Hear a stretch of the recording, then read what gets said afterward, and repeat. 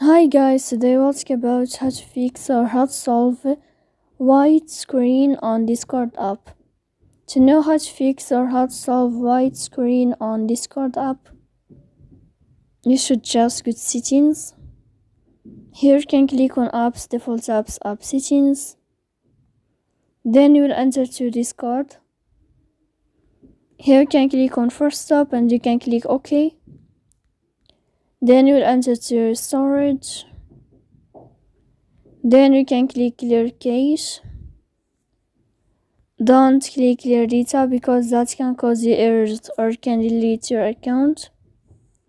In the end, you can turn off your Wi-Fi and you can wait a moment to turn on your Wi-Fi again.